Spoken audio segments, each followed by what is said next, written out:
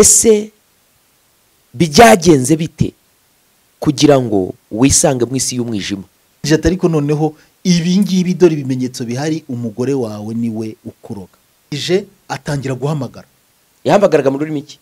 Yahamagaraga mu cyarabu, ubundi akongera akagaruka mu giswahili. Igiswahili nkabyumva uko arimo guhamagara. Yego. Naho ngaho icyarabu n'igiswahili nicyo yakoreshaga. Ntago wamenya amagambo yahamagaraga ngo wenda yavugaga amagambo yahamagaye ngo iki? Ngwino ryangombe, ngwino kurambere. Ntago wabimenya. Avuga ngo nta gusinzira. Mubwire mubuze gusinzira, umubaze ibyo ushaka byose, ubu ndamufite ntabwo ashobora kugucika. Abarakunda niko iyo bashaka kukuroga bakunda guhengera ninjoro usinziriye, bagahamagara roho yawe, barangiza bakayitongera ibizakugirira nabi. Ariko ndakubwira ngo mu izina rya Yesu Kristo uburinzi bw'Uwiteka bukubeho. N'intambara ushobora kurota mu nzozi urwana ziba ziriyo ziba, hita ukanguka, nukanguka hita uzisenya mu izina rya Yesu, kuko ibyo urota biba bikubaho. Kuvuga ngo impeta baguhaye yari ifite amaso y'umwuka, kandi yaguhaga ikimenyetso ikagukurura, ikuganisha hari amarozi. Urutoki rukandye cyane, nkumva uko nzengire aho nageza ahandi bigera ugahita rucecera ukahita rukirerekera. Ni ukuvuga ngo urutoki rwarakuryaga rukakwerekeza hari ikibazo. Nakuraho gutya rukandye, nagezayo gutya rukaba ruretse kundye. Ni mwitonde, ntituvuze ko impeta zose zirimo imikagiro, ariko birashoboka dushingiye ku buhamya twizeye. Nari nshinzwe wari ekonome hotel, ufite privilege zo kurya muri hotel, ibintu byose, imodoka n'ibiki byatano. None Mayimuna yakubwiye ngo ubaye prince, ubaye umuntu ukomeye, none ahubwo bakugize umupiranto. Umupiranto ni umuntu ushinzwe gukora isuku ku kazi. None mbwira kuntu nzajya gukora isuku mu biro narindimo nka hano. Ese koko karandi baho umuvumo wokama abantu, ukene, gukenyuka, inyatsi, icyangire, ubugumba biva ku mubi? Ese koko ibyaha nibyo nyirabayazana? Ese koko isi y'umwuka ibaho? Abamarayika, abadayimoni, abazimu, ibitambo n'ibicaniro bifite imbaraga, ibitangaza, ibimenyetso, deliverance. Ese byahindura amateka y'umuntu? Sobanukirwa kandi uhindurirwa amateka mu kiganiro ukuri guhesha ubugingo na Apostle Charles. Ndabashuhuje mu izina rya Yesu Kristo umwami n'umukiza wacu. Muri kumwe nanjye Apostle Charles mu kiganiro cyanyu mumenyereye mukunda, ukuri guhesha ubugingo. Ubugingo bubonerwa muri Kristo Yesu. Nawe yaravuze ngo nimumenye ukuri, ukuri kuzababatura.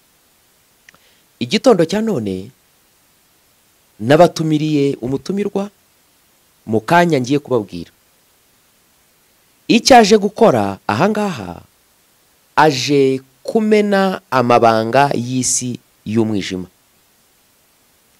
Mu gihe cy'ibigeragezo yahuye nabyo, yitabaje abapfumu, bituma amenya amabanga y'imikorere y'isi y'umwijima, aho yahawe impeta. Iyo mpeta yarondoraga byose, yamuhaga ubuhanuzi, kandi iyo yageraga ahantu hateze imiti cyangwa hari ibintu by'imbaraga z'imyuka mibi, iyo mpeta yaramubwiraga, yarangiza akabitabururayo. Birashoboka ko hari abantu ujya uhura nabo, ndetse bamwe biyitirira iby'ukuri ariko bakoresha imbaraga zimeze zityo.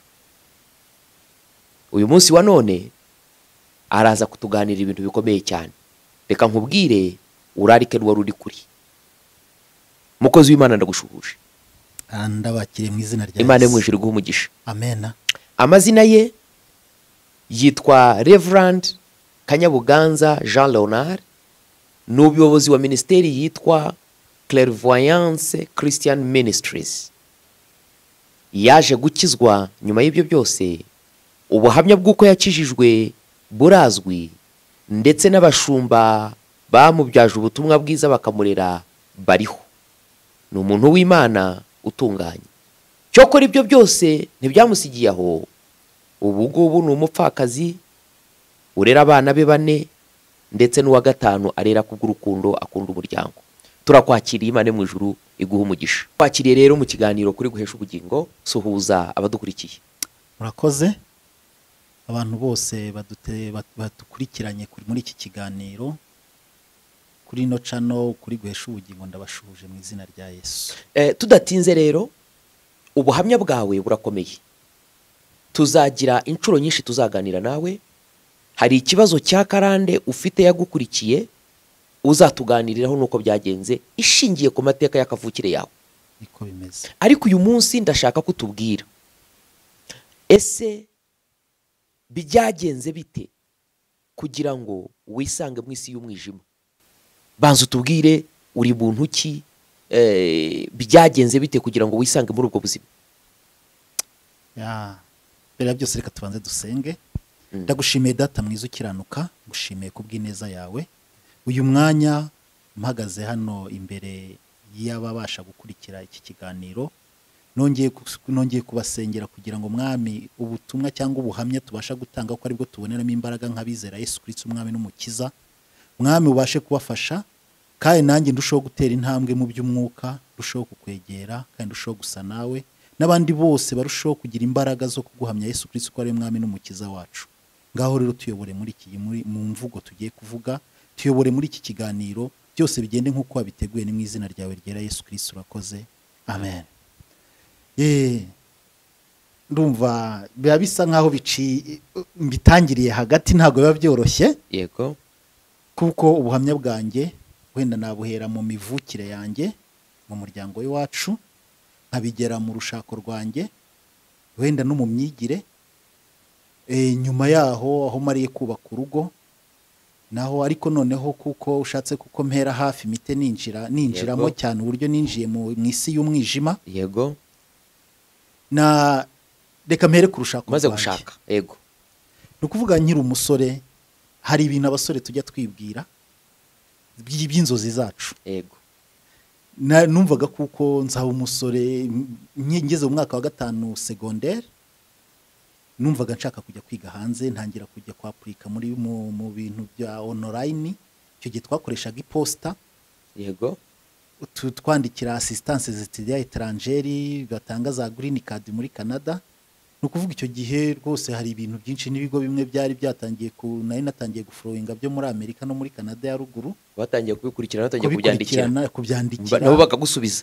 Babyitaga correspondance. Yego. Ubwo ku buryo hamwe nari natangiye kubona link yo kuba najya kwiga. Okay. Nukuvuga rero ikindi cyaka bese inzozi rusange umuntu agira yabyiruka. Numvaga rwose nzajya kwiga hanze mu mahanga, kazagira ikintu kuba gikomeye, nkazarangiza nkagira nka PhD nafite nk'imyaka nka 40.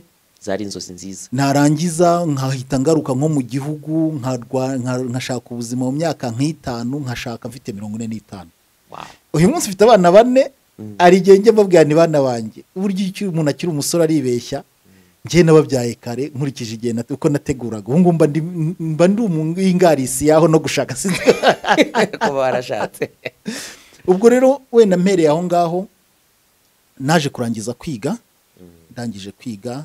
Ubwo arangije secondaire? Narangije secondaire, ariko jenoside yabaye ndi mu mwaka wa 2 secondaire muri groupe scolaire yizaza. Ubwo irangiye mu gihe cya jenoside, twahungiye Tanzania.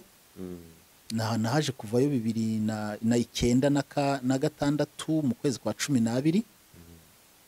Ubwo nyuma yaho tujya mu ngando z'abantu bari bahungutse, twayikoreye Nyakarambi. Aho ngaho mpageze ninjye wabaye duwaye w'ingando icyo gihe abanyeshuri bose bahungutse. Niba hari abantu badukurikira bari muri izo ngando, wari uwuhe mwaka? Ni 9 na 7. Nizo zari ingando za mbere z'abantu bahungutse. Niwe wari duwaye. Ni ukuvuga muri prefecture Kibungo. Yego. Mu ngando yabereye Nyakarambi. Yego. Ninjye wabaye duwaye w'iyo ngando. Noneho kandi kuba duwaye wari umwana yiga mu wa 2, harimo abigaga za kaminuza icyo gihe bari bahari, bamwe bateraga ibiraka iwacu ku ishuri. Yego. Harimo abanyeshuri bigaga hejuru yawe. Urumva yari sigisi ikomeye cyane. Ni ishema rikomeye cyane. Ariko buri hari impano yari kurimo bari bakubonyemo. Ni ukuvuga rero nyuma yaho nibwo twaje gushaka, nashatse gusubira ku ishuri zaza biranga, nza kubona ishuri ikabuye muri Alliance High School. Aho naho mpita ngenda ntangira umwaka wa 3, nkomereza umwaka wa 3. Narangije 2001. nkimara kurangiza nahise mba mwarimu wa pirime, nahise ntaha iwacu, akazi kashobokaga ako kanya kwari kuba umwarimu wa pirimeri. Iwanyu ubona hagana he? Ni mu karere ka Kayonza mu murenge wa Rwinkwavu. Ubwo abantu batukurikirana hari n'abashobora kuba bamuzi, babyirukanye biganye nawe, muduhe commentaire aho ngaho kuko muramuzi. Ku murenge wa Rwinkwavu mu kagari ka Mukoyoyo, ku kigo cy'amashuri cya pirimeri ubu ni 12 years basic education cya Gishanda. Icyo kigo ni nacyo nizeho umwaka wa mbere nkirangirizaho wa 8. Unakigishamo? Ngaruka no kukigishamo. Mbega umugisha ukomeye cyane. Nukuvuga ubwo nakigishagaho numvaga ndimo gutanga umusanzu w'igihugu, usa naho witura inyeza wagiriwe. Ikindi nanone kuri icyo, ikindi wenda nk'amateka navuga ko gace k'iwacu nari uwa kabiri wari urangije ubonye diplome ya secondaire muri ako gace. Wari uwa kabiri. Nari uwa kabiri, wa mbere yabaye padiri, bamwita Padiri Fideli, wenda nawe hari igihe yazabona iki kiganiro. Yego. yarangije nawe jenoside yabaye ari mu wa 6. Yego. Ariko yaje gufata diplome ya secondaire 2008. Yego.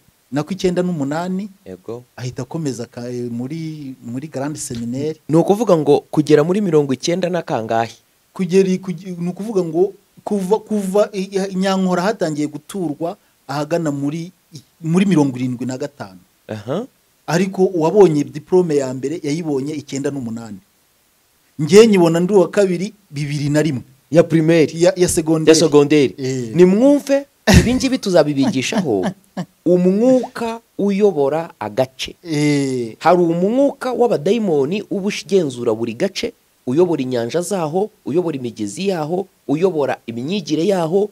Ugasanga nk'agace kavukamo abana bakabindaya kurusha ahandi, akandi kagace kavukamo abana ntibige. Hari igicaniro cy'umwuka ubudikiye aho hantu. Urumva nawe mwumva iyo myaka yose yashize akaba aribwo diplome ebyiri zari zibonetse. Aha tubwire, urangije kwiga noneho? Ndangije kwiga ubaye mwarimu. Ego. Noneho mu mishakire yanjye naratunguwe. Hariho umuntu kuvuga mama yatanye na papa mfite imyaka 3. Bari batuye mu Bugesera. Nyuma bahita baza ubwo mama n'umuryango w'iwabo baje gutura muri Rwinkwavu muri za 80. Baje kwatura muri 80. Ubwo byabaye ngombwa hageze yahise ashaka undi mugabo, yasa nkansiga kwa nyogokuru. Mama wawe arashatse agusize kwa nyogokuru? Ubwo aho yashatse rero wenda aho ngo tuzahagarukaho butaha, reka mareke mu mateka yawe, kuko navuga ko wanagizemo ikibazo cy'amoko kuko ababyeyi bawe basa no batari bahuje. Kubera tuzabigarukaho, reka niye kubitindaho nagira ngo mwumve umugore nashatse uko yabonetse. Yego. Niyo mpamvu ngarutse uko mama yashatse. Yego. Ubwo rero ubwo nari maje kuba mwarimu, hari umwana, hari umukobwa, umugabo wa mama yarabereye nyirarume ariko mu miryango y'iwabo kwa ba nyina wabo. Yego. Yakure itabegereye. Rero nawe yararangije normal primaire, ari umushomeri wawe babonye arangije bati hirgiye ngo mu miryango kwa banyokorome hari gihe wahabona akazi kuko ikibungo haracyaboneka akazi. Yego. Ubwo yaraje asanga tumaze amezi 3 nkora. Ngiye nari shop icyo gihe nari mfite inshuti zaba nka inspecteur w'akarere, twari inshuti kubera mbere yuko nsubira no mu ishuri kuko nize nkuze nacuruzaga amakara nkagira ibiti twose nshaka udufaranga. Twari tuziranye no kubona akazi muri primaire nigisha nahageze byoroshye. Banyumva waruzi kubana. Nari nzi kubana. Ubwo rero umukobwa kimara kuhagera bati rero nawe Dore ararangije ni umushomeri. Niyo reka nze kujye kureba inspector, ejo nzamujyana ajye kureba inspector, ni inshuti yanjye kandi nzi ko atazamwima akazi. Yego. Ubwo naragiye amuha akazi, icyo gihe amuha akazi ajya gukora kuri Remera ya Kigarama. Yego. Aho biti muko. Ubwo amajije kugerayo arakora, sibumva ntago twongeye kubonana, ariko noneho akajyaza ahandi gusura kwa nyirarume. Noneho tubasha kumarana igihe. Umukobwa none haza kunkunda ntabizi, ariko kanyereka ibimenyetso byinshi nkuko bisanzwe abakobwa babigenza n'abasore nkuko babigenza. Nukuvuga kuri ngiye numvaga nifitiye projet yo gukomeza kwiga, udufaranga nahembwaga nagerageza kudukoresha correspondence narafunguje n'agasanduku k'iposta. Ariko utumenyetso tw'urukundo dutangira kukwagaza. ntago numvaga mbifasheho ahubwo kuri we yarambyigaga kuko ikibundi buhamya natanga nagize imyaka 27 nkiri imanzi nari nkiri imanzi kumva nari nkuze ariko ikintu cya mbere none cyabiteraga byaturuga uko navutse nasangaga nta muntu mfite unyitaho ari papa ntago yari yarigeze anyitaho ari mama ntiyari yigeze anyitaho naje kwandagara mu muhanda nanone ikindi cya kabiri ndi mu ikambi mama wacu yaje kwicwa na sida yenda ntazapfa nzize sida ubwo rero nayirinze ngira imyaka 27 nari umuskuti nkanima rwose ndagasore gakenyebutse abakobwa bose bakarangara ariko ku buryo bamwe bagera ibintu byo kuba baca mu zindi nzira oya nkakwepa amen burya hari amateka tunyuramo akatwigisha akanaturinda ni nayo mpamvu nk'umuntu uyu munsi udukurikiye ushobora kuvuga ngo ntago wenda ari umusambanyi ntago anywa inzoga kubera ko yakijijwe ibyo ngibyo ntago mbyemera ahubwo kamere yawe ikurimo ni ukuvuga ugufata decision zawe nibyo bibasha kukurinda agakiza kakaza kagwishyigikira ariko urumva agakiza kadutera gufata ibyemezo bikatuma twareka n'ibintu nk'ibyo yego nuko tubwire rero akweretse urukundo anyere nyuma y'igihe rero hari igihe yanywaga we icyo gihe ngiye nanywaga inzoga ya Primus we kuko yari yarigeze kwinjira mu matereti mu gusiganwa mu mwuga wo gusiganwa mu rwego rw'igihugu akaza gupasa aturutse mu ntara we rero rimwe yanywaga mitsingi cyane rwose atangiye noneho kunyigisha kunywa inzoga ya mitsingi nge narayangaga kandi nubwo nanywaga inzoga si yari byari cyane nyuma akajya ngurira igihe kimwe cyaje kuba rero igihe kidasanzwe yaje kuza afite amafaranga menshi muri iyo minsi hari ukuntu umuntu aba amaje kugera gutya akabona mu rugo arabangamirwa bitewe n'abana bo mu rugo cyangwa n'ibiki ujya gushaka geto aza kuza afite amafaranga menshi rero ahageze ndavuga ni ufite amafaranga menshi umunsi urangurira kabisa inkoko ati ahitamo 10,000 ngo yigure kandi icyo gihe igisafuriya cy'inkoko cyaguraga ndumva 4 ndavuga ni ayo mafaranga ze atayandurugura mikese ya mitsingi tuyinywera muri geto ye yanjye yawe tugeze noneho turasinda akuramo imyenda bararyama icyo gihe nibwo naguye mu mutego bwa mbere nguye mu mutego mba ndanodotse kunodoka mba ndatwawe ni gutyo noneho twakururanye biza kuba ngombwa ko duhita dushakana nk'umugore n'umugabo noneho dushakanye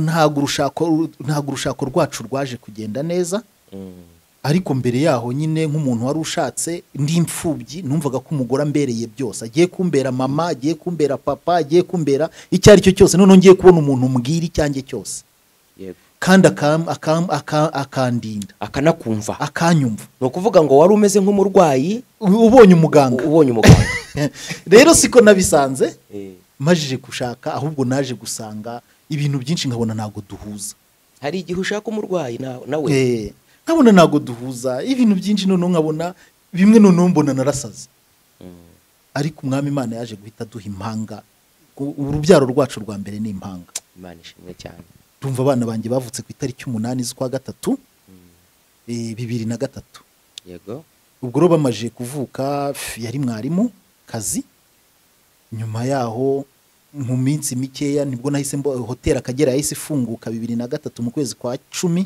ubwo yari mwarimu ku kigo wigishaho yageze aho ubwo tumaje kubana nahise nsaba baramuzana aza ku kigo nigishagaho twigisha ku kigo kimwe turi abarimu noneho nyuma yaho 2003 mu kwezi kwa 10 hotel Akagera irafunguka dore ko twari tuyituriye ngira umugisha wo guhita mbona amakazi muri hotel Akagera mba ekonome wa hoteli ekonome no urushinzwe kuyihahira gucunga ni ukuvuga ni wenda vuze mu rurimi rw'igifaransa nari FNB control and purchasing and stores warushinzwe ibintu byinshi ni ukuvuga nkimara kuvamo rwose akazi kanjye bagahaye abantu 3 wari umugisha ukomeye ariko bigomba kuba uri n'umuhanga no mu busanzwe oya ni ukuvuga ndagerageza ndabibona rwose iminsi tumaranye ndabibona kuri umuhanga noneho rero nkimara kubamo gutyo ni ukuvuga ngo hari ibintu byinshi nashoboraga kuba nafata breakfast muri hoteli ni ibintu wari wemerewe nari nemerewe nari mfite droit de signature y'ibihumbi 20 yo kwakira abakiriya y'icyo gihe yari menshi yimba no mu kigo hari umushyitsi waje barambwiraga Leonard hari umushyitsi twabonye uyu munsi arafata wayini cyangwa arafata rikeri cyangwa ararya ibinibi use gusinya kabo kugira ngo uwo mushyitsi abashe kumera neza nanjye imba hari uwo mbonye nanjye nkahita nkamusinya wari wabaye icyo bita kibamba muri iki gihe ariko noneho ubwo madamu nawe mbonye yemeze gutyo nza kugirira igikundiro ku bazungu badukoreshaga nsaba kuko madamu nawe bamuha akazi ko gusasa femme de ménage cyangwa house keeping nawe aje gukorana nawe nanone kuva nahembwaga ibihumbi bishare ibihumbi 160 muri 2000 na kangahe 2004 mu kwezi kwa mbere niho natangiranye nawo uwo mushahara nawe yatangira guhembwa 60 tuvuye ku 2024 twahembwaga nk'abari ariko hari n'umugabo mwiza naho wajyaga gukora hose wakoraga ibishoboka byose umugore wakaza akagusanga nukuvuga kuri ngewe washakaga kugira ibyiza wenyine n'uyu munsi abadamu bahaga agaciro n'uyu munsi no mu bana banjye twebwe nta bwiru tugira nta muhungu nta mukobwa nta n'amabanga tugirana yego nukuvuga ibyacu tubivugiraho nimba hari n'uwo tubonye wenda yatangiye kugenda nabi runaka turabona yatangiye kubenguka yego nashaka garukiraho neze nukuvuga ngo ugeze ngira ngo wageze mu rugo warabibonye ntago abana banjye batinya abashyitsi banjye bazi ko nabari inshuti zabo yego nuko madamu nawe araje mutangiye gukorana ku Kagera hotel nyuma musabira ko rimwe na rimwe mu gitondo yageza tugasangira breakfast muri hotel koko ntiyarabyemerewe barabinyemerera bati noneho kugira ngo wenda bitazagutera impagarara mu rugo nawe turabimwemereye rero ikibazo cyaje kubaho yakimara kugera gutyo yahise we azamura ikote yarikujije niko bimera atangira gusuzugura abandi bakozi cyane cyane nk'abasekirita kumva kuko ari umugore wa kibamba mbese n'abagenzi bakumva kuko mbese afite isumbwe kugeza ubwo noneho yageze ubwo ashyamirana na security manager we yaraturenzeho ntumva icyo gihe we yahembwaga 250 umuntu ushinzwe umutekano w'ikigo ufite abandi bayoboye none ubaza gushyamirana bashyamiranye nawe aza kumukorera aza kumuhengera asohotse mu mashambura afite agacupa k'amazi ya Nili yego imodoka bari bagiye gutahamo ahita avuga ngo mwese munyure hariya tubasake umugore wawe yajyanye agacupa k'amazi ya Nili ageze aho ahita agakura muri marete ati dore yibye tumufatanye igihanga urabona intambara icyo zibyara noneho ako kanya yahise amujyana ku muzungu bahita bamusinyira kwirukana aratashye imivurungano iratangiye mu rugo rwawe ubwo akimara gutaha areba uburyo hoteli dukoresha abakobwa b'indobanure noneho mfite ni ngewe usohoka buri kanya ni ngewe utanga rifu turi busohoka aza kunsaba imodoka naba ndi mugende hose ni ukuvuga nimora mu ngendo imodoka ntayikoresheje yari diregiteri ati yaba atari diregiteri umugabo wanjye mwiza abakobwa uzi gufata neza abagore ubu ngubu bari abakobwa musigiye aramujyanye ni ukuvuga noneho we ifuhe gufuha ntibyakabaye bibi ariko iyo umuntu atabikoranye ubwenge byangiza ibintu byinshi ni ukuvuga we yahise ayoboka abapfumu atangira noneho bakamuha imiti bati iyi ngiyi ujye uyimusegura ujye uyimusiga mugize mute mwinjire mutwo kurya mbese gutyo noneho ku buryo noneho nageze aho numva ntangiye kubazezenge mu mutwe noneho ikindi cya kabiri hari igihe byageze n'igihe twajya mu mubano w'abashakanye nabwo nkumva hari ikibazo nongeye kugira mu miterere y'umubiri wanjye nza kubiganiriza umushoferi wantwaraga yari inshuti yanjye cyane urumva iyo nasaguraga amafaranga naramuhazaga ku buryo twari inshuti magara arangije arambwira ati rero reka nkubwire icyo ngicyo hari umugore wigeze kumfata ambimera gutyo ngwino mujyane ku muganga wawe wakunda kugira ibibazo bihe iyo mwageraga mu mubano w'abantu bashakanye waburaga intege narabikoraga bigakunda ariko nyuma yaho nkumva mu bugabo nkumva ndimo ndokerwa nkumva hari ukuntu mbese ntameze neza yimba ndi nk'ahandi nanone naho rimwe hakabona igihe kiye kwihagarika hashiduka rimwe meze nk'aho ubugabo nabufite ubwo rero naho ngaho ariko n'amahoro make yatangiye kuza ukumva ntutekereza neza nkumva singuwe neza umushoferi ati ngo uzaze mujyana ahantu hari umuganga wamvuye ati nanjye byigeze kumbaho byageze no mujyane ku kumbaho hari muganga. umugore nagiyeho bigenda gutya ngo ino tugende ngo nta kibazo ubwo mpengera ngiye i Kigali anjyana i Matimba. Matimba y'Inyamirambo. Matimba y'Inyamirambo hari umupfumu w'umutanzania bamwitaga mwarimu. Okay, urekeye aho ngaho, ubu abapfumu ni bantu ki? Abapfumu mu bwami bwa Satani ni nk'uko ubona abapasitoro n'intumwa n'abahanuzi. Nk'uko dushinzwe kuzana abantu mu bwami bw'Imana no gukoresha imbaraga z'Imana yacu kugira ngo duhindure amateka y'ubuzima bwabo, ni nako abapfumu bari mu bwami bwa Satani. Yesaya we yanabavuzeho ku bice 8:19 aravuga ati niba babwira ngo nimushaka abashitsi mubashikishe, mushaka abapfumu banongorera banwigira bakanongorera, aravuga ati mbese abantu ntibari bakwiriye gushaka Imana yabo bakaba ariyo babaza, mbese iby'abazima byabazwa bapfuye. Abapfumu ni itorero rya Satani, iyo urigannye uba wafashe icyemezo cyo kwinjira ubwami bw'umwijima, uri mu nzira yo kurimbuka. Bakujyanye i Matimba hano i Nyamirambo ku mupfumu witwa w'umutanzania witwa mwarimu. Aha, ubwo ngezeyo turinjiye tukuramo inkweto, abarabanje bari baziranye n'uwo mushoferi. Urumva yari umukiriya we. Ati muhungu wanjye amakuru yawe meze ute sava? Undi ati mwarimu rero turihuta uzi ko dufite akazi, mfite akazi, uyu ni mugenzi wanjye dukorana. Rero ndagira ngo umufashe, sinzi ikibazo afite ni muvugane. Yahise atujyana mu kindi cyumba. Ahita afata urupapuro ruri vierge rutanditseho uwo ni mwarimu rufashe. Ye n'uwo mupfumu.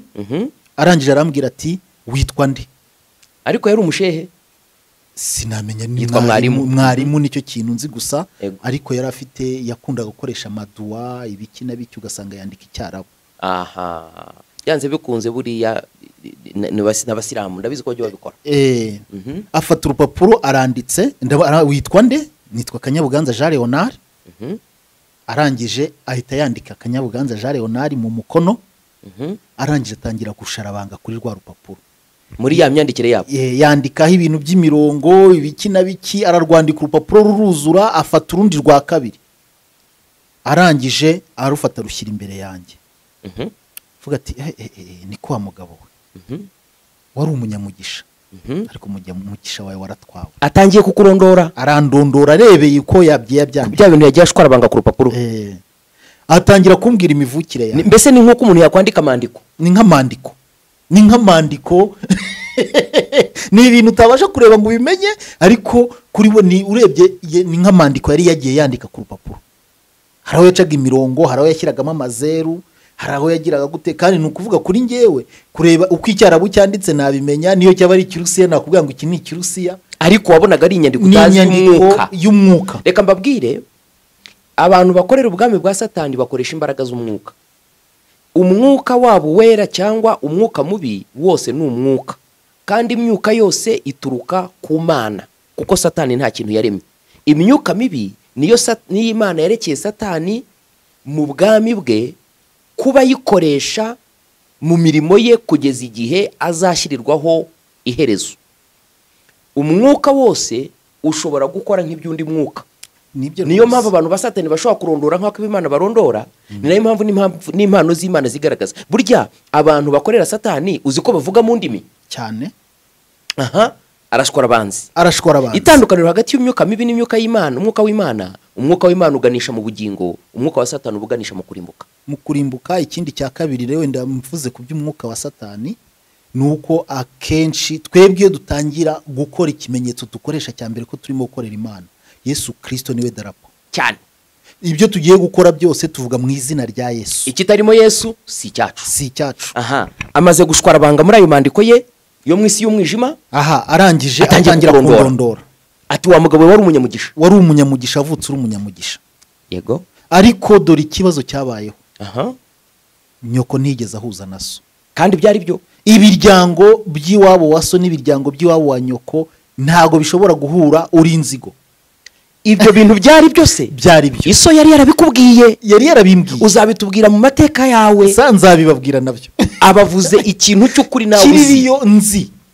Ni ukuvuga ngo Imana irabivuga mu gitabo cyo gutegeka kwa 2 ngo nihagira umuntu w'umurosi cyangwa umuntu werekwa akakubwira ibintu kandi ibyo bimenyetso akubwiye bikaba ari iby'ukuri, ngo ariko bikuganisha mu gukorera izindi mana, ngo ibyo akubwiye nubwo bifite ibihamya ntuzabyizere, kuko Imana yawe izabikugerageza kugira ngo irebe niba uyikundisha umutima wawe wose. Ntimwirukanswe n'ibibazo mufite ngo mushakire ibisubizo bitari, ahubwo mureke tutegereze Uwiteka Imana gutabarwa kwacu guturuka mu ijuru. Akubwiye ukuri, ambwiye ukuri. Ikindi cya kabiri, ambwira n'uburyo bashatse banterereje amahembe kugira ngo anyice, kuko nkimara kuvuka bakimara gutandukana kubera ingorane bagiranye. Ababyeyi babo bagiranye, bumvaga ko banyica nge nkavaho iyo sano bafitanye kabirarangiye. N'ubundi wari inzigo. Ariko noneho nabyo arabimenye aravuga ati ariko Imana yarakurinze. Haleluya. Imana imbabarire rero. Imana yarandinze nyine, niyo Mana. Haleluya, Imana yarakurinze. Kuko Yesu yarazi ko uyu munsi naba ndimo kubwira. Ariko bivugwa n'umuntu kuganisha mu kurimbuka. Dukomeze. Ubwo ati bavuga byinshi. Harangije ati noneho mwana wanjye rero hari ikintu kimwe kigaragara. Yego. Waranashatse, dore washatse gutya na gutya. Ambwira byinshi nanone mu bijyanye n'imibanire yanjye n'umugore. Urushako rwararurondora. Narwo rongera ashyiraho akadomo. Arangije noneho ahita agera ku kantu avuga ati ariko ibibazo ufite byose ni umugore wawe ukuroga. Ariko nkubaze tuvugishije ukuri, kuva wakizwa ukamenya Imana nawe kujya werekwa, wari wahura n'umukozi w'Imana urondora byimbitse nk'uko uwo mugabo yakurondoye? Narababonye. Ni ukuvuga ngo umuntu adashoboye kubitandukanya ntabwo yamenya ko ari uwa Satani. Ukurikije ukuntu barondora. Reka mbanze nkubwire, niyo ataboneka mu gukizwa kwanjye umunsi wa mbere, yego, ntabwo nari gukizwa. Wakurondoye uwandondoye umunsi wa mbere, njye nakijwe ku itariki ya mbere z'ukwa 12 2005. Ni ukuvuga ngo ariko umuntu utajijutse ngo amenye iby'Imana yashobora kumenya ko yari uwa Satani? Ntabwo yabimenya. Hari ikimenyetso cyagaragaza mwarimo ko ari uwa Satani? Ni ukuvuga ngo utazi Imana wakubona ko ari umwuka w'Imana muri ko. Yabaga afite na Bibiliya na hariya na Korani hari. Afite Bibiliya na Korani. Bibiliya aho ngaho ku buryo avuga ngo yimbura umukristo, dore imirongo ishobora kugufasha. Dore mbabwira bene data ibintu byo bintu njya nigisha, nicyo nashatse gukomozaho. Ntago gutunga Bibiliya no kuvuga ngo Yesu bishobora kukugira umwana w'Imana. Umuntu aba umwana w'Imana iyo amaze kwatuza akanwa ko Yesu ari umwami, akizeza umutima we ko yamufiriye, yarangiza akagira imibereho ihindutse, akanga icyaha, agakora ibyo gukiranuka. Ijambo ry'Imana riravuga ngo iyo umuntu ari muri Kristo aba ari cyaremwe gishya. Ariko uri muri Kristo, ibya kera biba bishize. Yego. Dore byose yabihindutse bihe. Iyo usubiye mu bya kera rero uba wikura mu buntu. Ahantu na hantu bukire. Aha. Arondoye urugo rwawe. Ararondoye. Arangije ati ariko noneho ibi ngibi dore ibimenyetso bihari, umugore wawe niwe ukuroga. Ndavuga ni oya sinshobora. Sinabyemera. Ibyo warumbwiye byose nabyumvishe nibyo, ariko umugore wanjye ntashobora kundoga. Kandi ukabyanga ari byo byakuzanye. Igitenge cyiza ni ngewe ukimugurira. Iyo ngiye guhaha inkoko nziza ni ngewe uzizana nkazishyira mu rugo. Nuko nta kintu na kimwe umugore wanjye njya mwima. Kumusohokana ndamusohokana, yewe mbona urugo rwanjye tubayeho neza. Ariko mu mutima wari uzi ko ibyo bibazo byo mu rugo ari byo bikugenza. Nubwo bindiho numvaga atari we. Hari ikintu kikubaho kumva ntucyakira. Navuga nti wenda n'igihe bwaba ari uburwayi.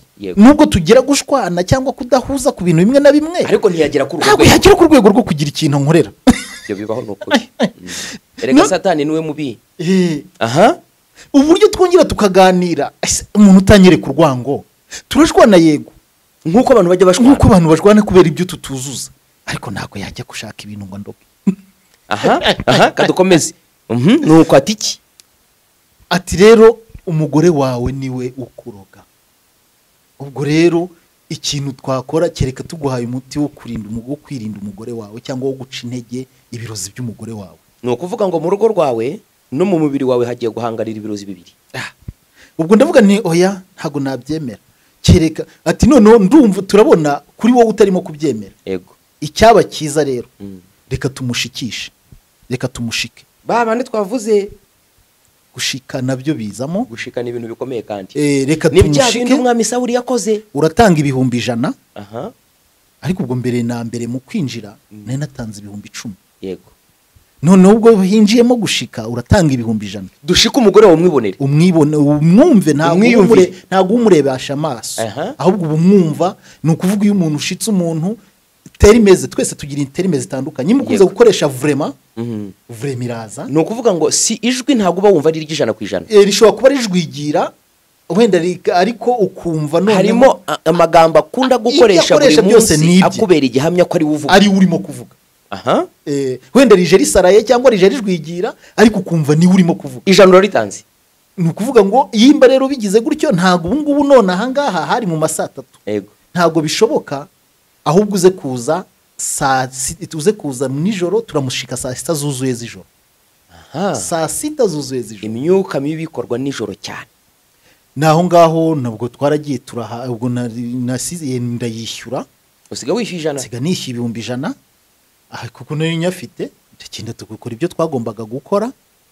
Ubwo mahira umushoferi ibyo yagombaga, arataha. wowe urasigaye. Njyewe nsigara kwa mwarimu. ariko satani ni mubi. aha saa 6 z'ijoro. Saa 6 z'ijoro abaragiye, arakongeje, arahamagaye. yakongeje iki? Yabanje gucana urumuri rw'itara. yabanje gucana za udi ni nk'ububani. ububani buhumura ukuntu. Yari afite imbabura, amenamo ibindi bintu by'ibifu, nabyo inzu yose irahumura. ahamagara, arangije ni imibavu yo guhamagara abadayimoni. acana za buji impande n'impande, ari guhamagara amajini. arangije atangira guhamagara. yahamagaraga mu rurimi iki? yahamagaraga mu cyarabu, ubundi akongera akagaruka mu giswahili. Igiswahili nkabyumva uko arimo guhamagara. yego naho ngaho icyarabu n'igiswahili nicyo yakoreshaga. ntabwo wamenye amagambo yahamagaraga, ngo wenda yavugaga amagambo yahamagaye ngo iki, ngo ino ryangombe, ngo ntabwo uyu mbere. munsi nabimenya. ntabwo wabimenya. ntabwo nabimenya, nari na mushya nk'ibyo wifitiye n'ubwoba. nta bwoba nari mfite, kuko narebaga gutya ndebesha amaso, nubwo abandi bombo batitira, njye simbizi. Ntabwo nkunze kugira umutima ukomeye. aha tubwire. arahamagaye mu kanya gake, undi araza, numva ijwi rirazamutse. Uranshaka iki? Ngiye muranshaka iki? Muranshaka iki? Aramubwira ngo ngwino vuga ibintu wakoreye umugabo wawe, we banza wivuge. Arambwira ngo nivuge. Ikindi Kanyabuganza Jean Leonard umugabo wawe ibintu yagukoreye ni ibiki wankoreye? Aha ntabyo mvuga. Ubundi muranshaka iki? Mumveho ariko. yarasinziriye. Ndivuga akongera akamubwira ngo nta gusinzira. Mubwire mubuze gusinzira, umubaze ibyo ushaka byose, ubu ndamufite, ntabwo ashobora kugucika. Niko iyo bashaka kukuroga bakunda guhengera ninjoro usinziriye, bagahamagara roho yawe, barangiza bakayitongera ibizakugirira nabi. Ariko ndakubwira ngo mu izina rya Yesu Kristo, uburinzi bw'Uwiteka bukubeho. N'intambara ushobora kurota mu nzozi urwana, ziba ziriyo ziba, hita ukanguka, nukanguka hita uzisenya mu izina rya Yesu, kuko ibyo urota biba bikubaho iyo ari abarozi. Noneho bibasho icyo gihe biba birimo kuba, nimba warose utsindwa, hita uhindura uvuge mu magambo yawe insinzi, ako kanya ubatsinde bakihagazaho. Imbaraga z'Imana ziragutabara, zihindura amateka y'ubuzima bwawe mu izina rya Yesu. Nuko ako kanya ndamubaza ni kubera iki ubundi umora iki? Arangije ngo rwose ndagukunda cyane, mfite ubwoba kuko abandi bakobwa bakuntwara, dore abakobwa ba runaka na ba runaka bo kuri hoteli Akagera mbona bagukunda, bamwe bavuga ko bakwikundira umugabo mwiza, rero mfite ubwoba ko bakuntwara. None rero niyo mpamvu nagiye gushaka umuti utuma kugira ngo nzakugumane. Aha, mabanga atangiye kujya hanze. Undi none mubaza ubwoko bw'imiti yashatse. Wabigenje ute? Ntabyo mvuga. Agakubita umupfumu hari ukuntu yakubitaga. Urambabaza reka mbivuge. Nkuko bigenda mu gihe dusengera abantu neza. Dusengera abantu. Reka mbivuge. Niyo mpamvu Yesu yavuze ngo ntabwo impano z'umwuka ari ikimenyetso simusiga yuko umuntu ari uw'Imana. Ikimenyetso simusiga cyuko umuntu ari uw'Imana nuko agira imico n'ingeso zihindutse. Turwanire guhinduka, tube dutunganye. Yarangiza ubwo ngubwo noneho reka mbivuge. Rero dore njyewe nafashe inzara ze, mfata umusatsi we, mfata intuzi ubwoya bundi bwo ku mubiri we. yego abantu barabwumva. Ndangije noneho ndagenda na umupfumu yari yambwiye kuko mbishyira mu gitoki cyo kurya. mfata igitoki tukabanza nkakimugaburira tukagisangira. Igice cyacyo akaba ari cyo noneho nshyiramo bya bindi. Narangiza nkajya kugishyira inyuma hejuru y'igituro n'igi ry'irihuri ritazavamo umushwi, kugira ngo ikintu abonye cyose ntakajya aregama mu magambo.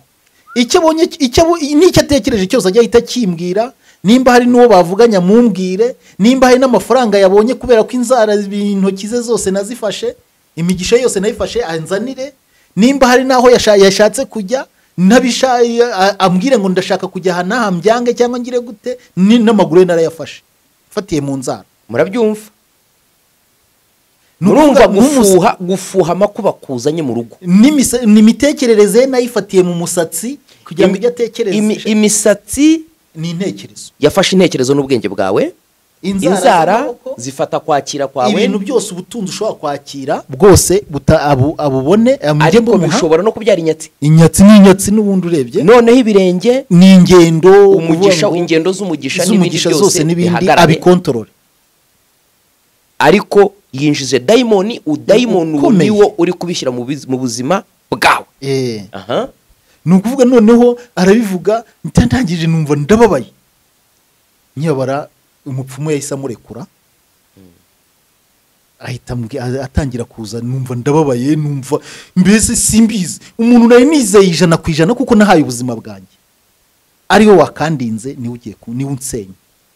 Urabona hari n'igihe umuntu avuga ati ibintu nk'ibi bivugirwa iki ko bishobora guteranya abantu, ariko kandi ibintu nk'ibi bitavuzwe kandi bibaho biriho, bituma abantu batamenya ukuri kugira ngo bace ingoyi ya Satani.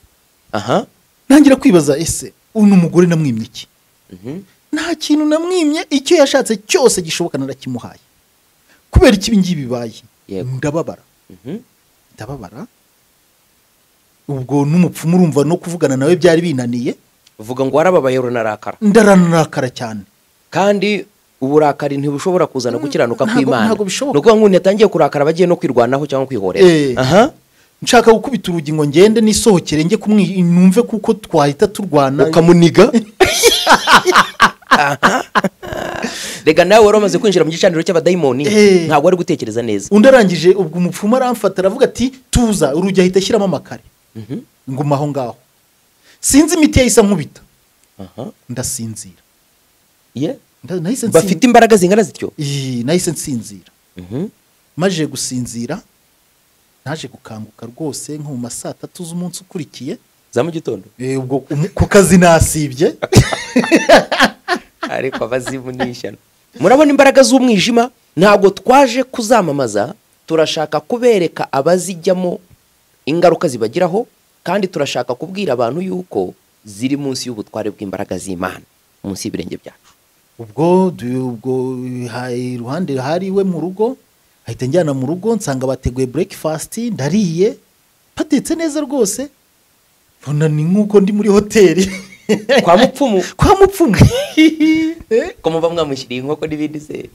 Ubwo rwose nawe yumvaga yakira umuntu ukomeye, ni ngombwa. Watanze 100 by'ituro. Ubwo atura abadayimoni. Aho ngaho nyuma ahita noneho ambwira ati rero inshuti yanjye numvishe wahungabanye, ariko umujinya ntusoza uburakari. Uramutse ugiye ufite umujinya gutyo noneho yakwica, wahita upfa. Urumva yagiye mu bandi bapfumu, ariko uko tureba n'abapfumu baraciriritse. Wewe wari wagiye mu rundi rwego. Waravuze ngo abapfumu yagiyemo ku rwego rwe baraciriritse. Nabo bararutanwa. Amavuta yabo ararutanwa cyangwa ubushobozi bwabo burarutanwa. Ariko iteka barihora. Arangije none hati rero gusa ariko hari ubushobozi nagira bwo, hari imbaraga naguha zakurinda. Agiye kuguha imbaraga zikurinda. Ndavuga ntumva rero reka nkubwire, sinshaka ikindi kintu. Imbaraga ufite hano, ikintu cyaba gifite imbaraga zisumba izindi hano mu iwawe, bari cyuma. Ushobora kuba nawe utureba hari igihe ujya wifuza imbaraga ziruta izindi, ariko burya ziruta izindi ni za Yesu. Izo ufite ziruta izindi nizo ugomba kuma. Kuko ndabona atari ibyo yahita nyica koko nkuko wabimbwiye. Ukurikije ubwoba n'ishyano. Ubwo ati ngwino dusubire mu kuruhimbi. nabo barwita uruhimbi. Ni uruhimbi. Dusubira muri cya cyumba cyane. Uruhimbi na aritari yabo. Na aritari yabo cyangwa ni gutyo. Reka dusubireyo. Arakinze, amanuye amarido hose, arajimije, acanye ububani nyine, inzu yose irahumuye, yari afite imbabura amenamo, acanye amatara, arangije aratangiye arahamagaye. Arahamagaye, arambwira ati rero imbaraga mfite iruta iyindi ni ya Mayimuna, niwo mwuka mfite. Imbaraga mfite ngewe ku rwego rwanjye nkoresha urusha izindi ni imbaraga y'ingore yitwa Mayimuna. Rero ariko irahenda. Ntabwo ari ngiye guca amafaranga, abantu benshi baca amafaranga akurikije uko babonye. Niwe uca amafaranga. Uwo mugore witwa Mayimuna rero yaraguhamagara avuga icyarabu. Mayimuna avuga icyarabu. Ni igifaransa n'icyongereza. Rero ukoresha ururimi ruhe, nimba ari igifaransa ubwo natangira kukuvugisha urahita umubwira mu gifaransa, umusuhuza uti bonjour, arahita yahindura kubwira mu gifaransa za mana ngore. Ubwo rero nukuvuga igifaransa nicyo narinzi. Ako kanya arahamagaye nk'iminota nka 20 akirimo guhamagara. Nyuma yaho haba harazamutse ijwi ritangira riseka nk'abadayimoni karakaka, mbese hari ukuntu igitwenge cy'abadayimoni kiza ukumva kirirangira nk'uko no mu mafilimi mujya mubona babikina. Irikanema ya dayimoni igira ukwayo. Arambwira ngo musuhuze rero mu gifaransa. Ndavuga ni bonjour. Undi nawe ati bonjour. Comment t'appelles-tu? Je m'appelle Kukugenzura Jean Leonard. Qu'est-ce que vous voulez? Arakomeje ngo witwa nde? Uti nitwa Kukugenzura Jean Leonard. Turashaka iki? Qu'est-ce que vous voulez? Urashaka iki? J'ai un problème de ma femme qui m'a détruit mon corps. Ati ufite ikibazo cy'umugore wanjye wame mu cyara senya umubiri wanjye. Senya umubiri n'umutima. Ndamubwira mu gifaransa cyiza cyane. Arangije akubita agatwenge kenshi cyane, arangije ati mbega umugabo mwiza. Uri prince. Mayimuna akwise ngo uri prince. Uri prince. Umwana w'umwami. Uri prince. N'imiryango yawe yarakurwanyije kuko yabonaga uzagira ibyiza byose. Nawe arakurondora. Nawe atangira kundondora. Ambwira byinshi, none arangije avuga ngo nanjye rero urimo kukubwira. Nanjye ndi umwana navutse, ndi umwana ndi princess. Ni ukuvuga ngo atangiye kwisanisha nawe.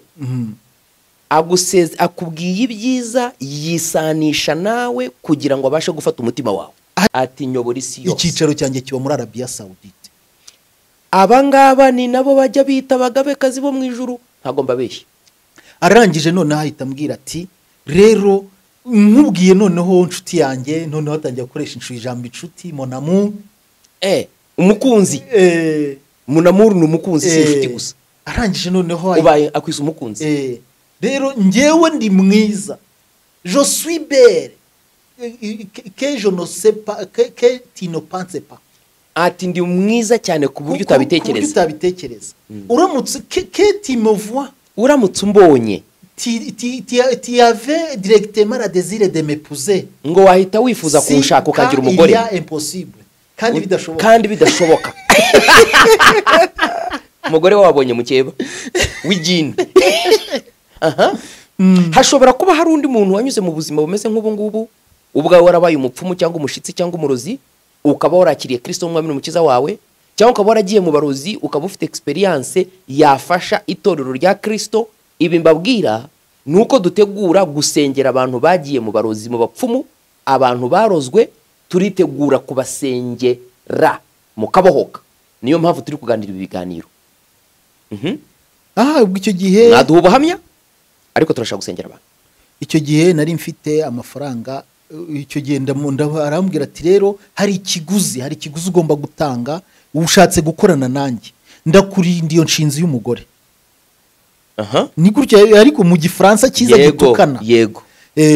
Ndakurinda iyo nshinzi y'umugore, nzakubera umuntu ukomeye, nzakutambutsa ahantu hose hakomeye, ahasigaye ariko urama miliyoni 2. Miliyoni 2. Murumva ituro? Ni ukuvuga nge nari mfite. Satani arashaka kugira igitambo tamba ku gicaniro cyabo. kugira ngo mugirane igihango. icyo gihe nari mfite konte iriho miliyoni 4. noneho ndamubwira nti ayo mafaranga ntayo mfite. ati reka da, kuri konte hariho miliyoni 4. narangije kubibona. ndamubwira nti ntabwo byakunda, wapi ayo mafaranga ntabwo ntazabahone, nateganyirije ubuzima bwanjye n'abana banjye, ntabwo byakunda kujya gute. nanjye ugiye kubona umugisha mwinshi utigeze ubona, ngiye kuguha byinshi, ngiye kukurinda, ngiye kuguha ubukire. Erega nta mugisha w'ubusa ubaho, uratanga miliyoni 2. tuvuga no ya cyokora kuri ngewe numvaga ndatanga nk'ibihumbi 200. ariko noneho yimba ari miliyoni 2, umuhaye kimwe cy'icumi. nta kintu nshobora rwose, ntago nshobora kuba nukuvuga nibeshye. Yego, nibeshye rwose, ibibazo nari ndimo nzemera mbane nabyo, zikwihagararaho, nzemera mbane nabyo. Nubundi ntago byanyishe. Yego, ndiwe numvaga imba ufite ubushobozi, ariko 200 ndumva byaba ari menshi nayo. Ubwo turakomeza tujya mu biciro, akongera kanyereka ibindi byiza nzahura nabyo, akakubwira ibyiza uzahura nabyo byinshi cyane, nuwemera gukorana nawe. arangije taramanuka ati cyo kora kuko uri umugabo nakunze, uratanga miliyoni 1. Mugiye mu gucirirekanwa, Satani aragushakaho icyawe ari bugufatisha. Tuvuga ni reka nkubwire, yashakaga ntabwo yashobora kugira contact nawe ntatura umuhaye. Kizo ndavuga ni mbo ntago ngewe miliyoni 1 nayo mafaranga ntago nayatanga, nasigara nabi. Cyasohereje hehe? Cyokora ngize nagize ndatanga ibihumbi 400. Yego, reka nkube 2, wowe ugabanyije 2 ngenda kuba 2. Ni 400. arangije aravuga ngo haya uri umugabo w'umwekonomiste. uri umunyamibare. Iyo mibare yawe ni imibare nyabaki, ariko akubaza. Rero muhaye igiciro cya nyuma, yimba atari ibyo kandi mwarimu ahita ahindukira abanza guhita avugana na mwarimu. Bavugana mu cyarabu. Akamubwira akamusubiza, ijwi ryumva ryaturukaga hese, ryavugiraga hejuru, ni ukuvuga ngo mu bintu biba biri aho ntago wahita wumva ngo ariko uba wumva ari umuntu uri hafi aho ngaho urimo asa nkaho muvugana murebana, wenda nubwo utamureba ariko ijwi uba wumva ari nta mbaraga zidasanzwe ziba zaje muri icyo cyumba. Ntazo nabonaga, ntazo wumvaga, ntazo nabonaga usibye iryo jwi. wumvaga ijwi, nta n'ikindi wumvaga, nta kindi kintu wumvaga, wenda mvuye ngo habaye umushyitsi, habaye iki, ntabyo. hari n'ukuntu haba presence y'Imana y'abantu basenga, ntabwo ibyo bihari. Ni ukuvuga ngo numvaga gusa hari izindi mbaraga zo warazumvaga ko narazumvaga zihari, ukumva zirabagose. ariko nicyo nabazaga, izo mbaraga zihari, ariko ku buryo urumva nari nkiri na mushya. nkuko no mu kubaho kw'Imana wumva imbaraga z'Imana, wumva imbaraga hari ukuntu urimo kuvuga, ariko n'imbaraga z'umwijima zirumvikana, hari presence mbi hari, irahari. Kandi kuri ngiye sinari nshoboye kuba natandukanya umwuka wera n'iki cyo wese ko wishakiraga ibisubizo by'ibibazo ufite. No kuvuganira ako ariko kuvuga numvaga twegeranye cyane. Bamaze kuvugana na mwarimu, ahita ahinduka ajya kuvugana na wa mupfumu, akamubaza akamusubiza, bavugana icyarabo. Bakavugana bagasubiza, akamuvugana agasubiza, nyuma bangarutseho.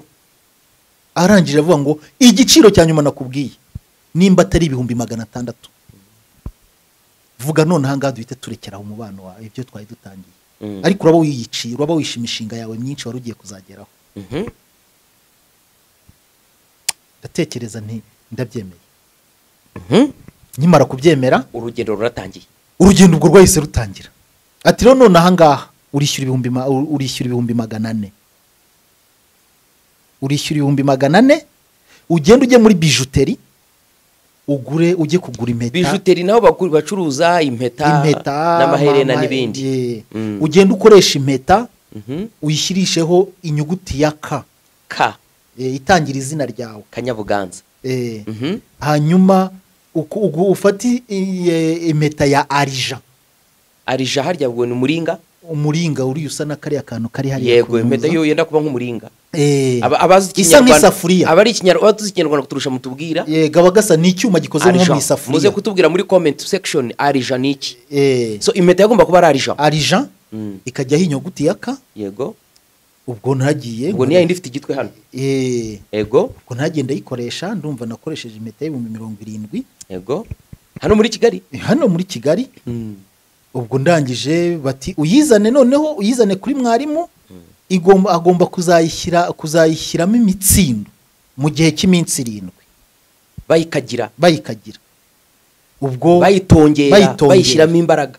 Ni ukuvuga ngo isi y'imyuka mibi ishobora gufata imbaraga ikazishyira mu kintu cyangwa nk'impeta, ukajya ugenda n'imbaraga z'imyuka mibi zikora ibintu. Ndangije ubu nagiye ndayikoresha, mbikuza amafaranga 400 njya gukoresha iyo mpeta. Ndumva byahise bigenda bigera nko mu masaa 9 n'igice niho impeta yabonetse. Ndayizana ndayitanga.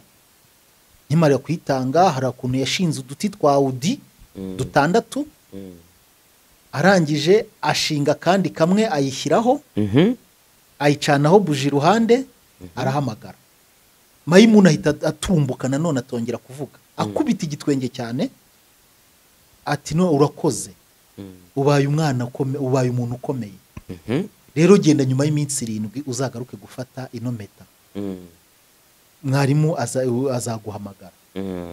Ubwo ni gutyo nagiye nditahiye njya ku kazi. Ngezeyo nabwo mbona ntago ku kazi ntibakwirukanye ashwi, ariko bampaye demande kuko nasibye akazi nta mpamvu. Yego. Ubwo nyuma yaho barakwandikirwa rwo kwisobanura. Nyuma yaho hashize iminsi mu rugo umugore ntiyamenye ko mwamushitse, ntago yigeze abimenya. Nanjye nahawe kubigira ibanga no guhindura imico kugira ngo mfate ibintu ko nta n'icyabaye. Ariko byanze bikunze buriya mu nzozi hari ibyo yabonye, hari ibyo nawe yabonye, wenda ashobora kuba yarabibwiye abandi simbizi. Ubwo ni gutyo nagiye ngerayo bifata nkaho nta n'icyabaye. Iminsi 7 irashira. Ndahamagara ati ntacyo uzaze. Icyo gihe ngenda uzaze ejo ikigoroba. Ngezeyo nagezeyo mu masaa 9 ati ntago yari yuzura. Aturi burare. Ndarara bigera saa 6 z'ijoro.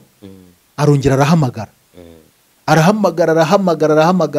Noneho nibwo arambwira ngo ariko mbere ya nyimara kuhagera arambwiye ngo ugende ushaka ibiceri 3. Ibiceri 3 ubizane byangahe. Ibyo ari byo byose bipfa kuba ari ibiceri 3. Nushaka uzana ubwifaranga by'amafaranga y'u Rwanda. Yego. Uzana ibiceri 3. Nabyo bizane. Ubwo narabimuhaye. Icyo gihe yagiye gucana arabifata nabyo bishyira ahandi hafi ya mpeta ku kantu yari yateguye byose abishyiraho. Arahamagara. Amajije guhamagara ubwo Mayimuna ntago yaje ngo avugane nanjye, ahubwo yaraje avugana nawe.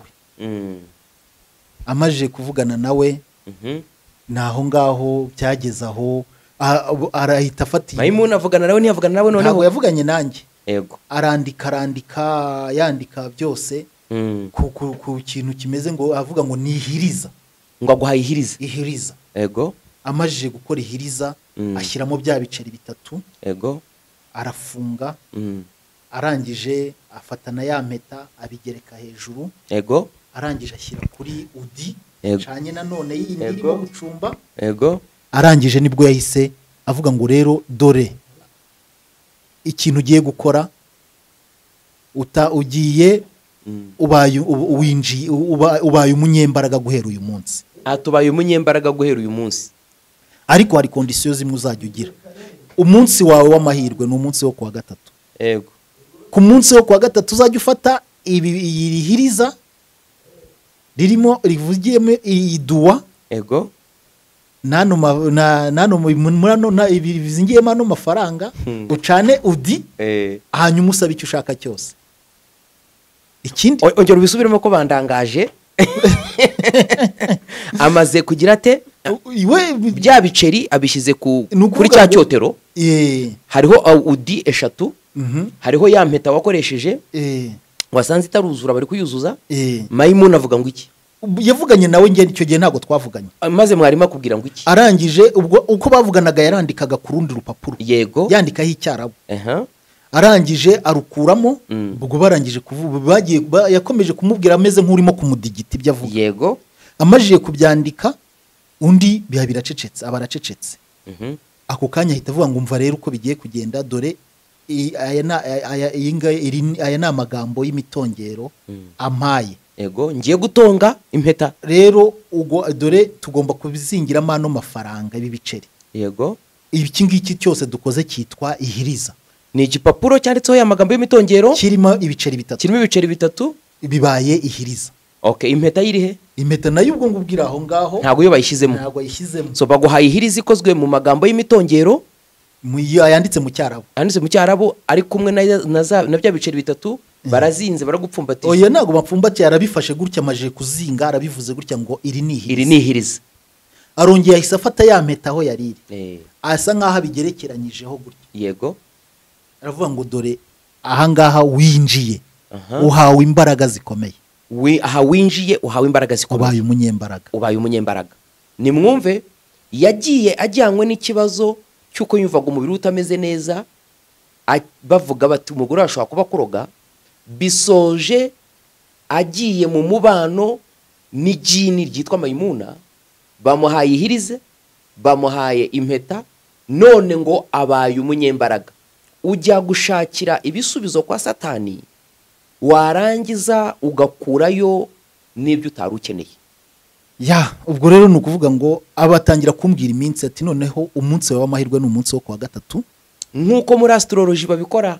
Noneho kuwa gatatu imyenda yawe ugomba kwambara, akenshi ugomba kwambara kuwa gatatu uzajya wambara ingwenda supuresi z'umweru.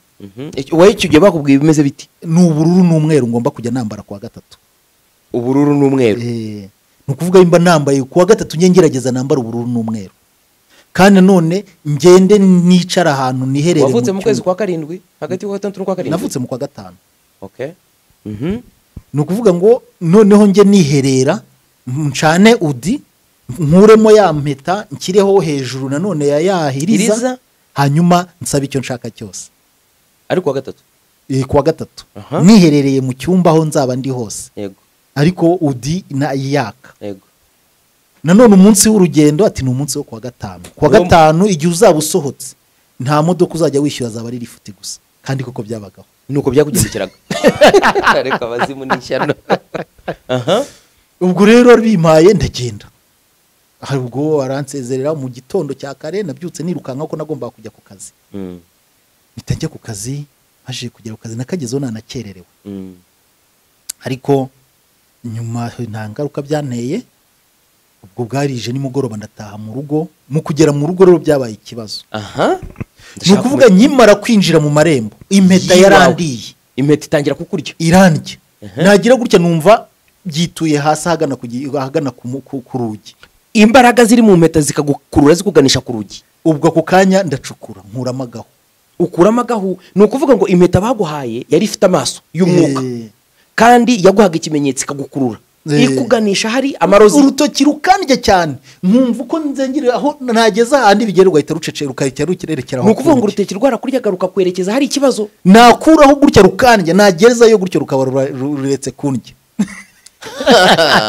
Ni mwitonde, ntituvuze ko impeta zose zirimo imikagiro, ariko birashoboka dushingiye ku buhamya twizeye yuko hari abazambaye impeta nk'eshanu.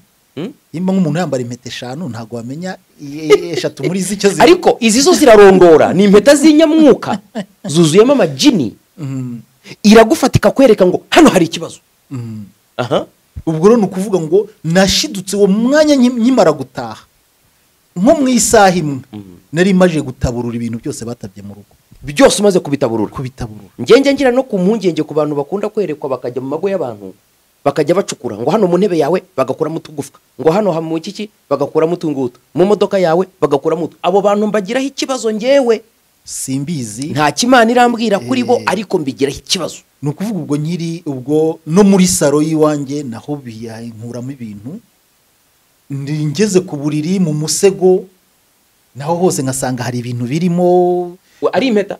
Ari impeta ikahita igira gutya, imba ngize gutya nkumva irandiye, nazamuha nakira ku musego nkumvira iratuje, nakuraho ikandya none nkazamura wa musego ugatanyura, nkahita ntanyura nkareba, nkahita mbona harimo wenda nk'ibaba narikuramo bikaba birakize. Nuko ibyo byose rero narabifashe bwa mbere ndabirundarunda. Madamu yari arimo gucuruza ntiyabimenye. Mu gitondo byose nene nabirundarunze, ndamubwira nti mpita mbifata byose mbishyira imbere ye. Ndamubwira nti se wa mugore we uri mu biki? Nakwimye iki? Wamburanye iki? Urabona ibi bintu byose wagiye gushakashaka cyo byose ukarunda hano? umugore mpindura umusazi byose wabikuye he? cyakugira injajwa. Ubwo rero uzajya wirukanka ujye mu bapfumu uza n'ibintu uvuge ngo ni njyewe wakuroze. Uri umusazi ahubwo. Numva ndamwaye nyine. Ndavuga ni nyamara ni akazi kawe wenda n'ibyanjye nawe. Tubiziranyeho nubwo urimo kutabinyemerera, umutima wawe urimo uragushinja kuko wabikoze. Ariko mbwira, ujya kujya kuri uyu mupfumu mwarimu, mu mutwe wumva umeze nka zezenge. Navuyeyo ndi fresh. Wari wakize? Nta kibazo nari mfite. No na ya ndwara yakujyanye. Byose byahise bikira. Okay. Ahubwo gusa ikintu cyari gitangiye kumbaho n'ubukene, umwuka w'ubukene watangiye kuza. Wowe watangiye kubura amafaranga? Nkashiduka nta mafaranga uko najyaga ngira amafaranga wapi. No ku kazi mbona ntangiye guhura n'ibibazo.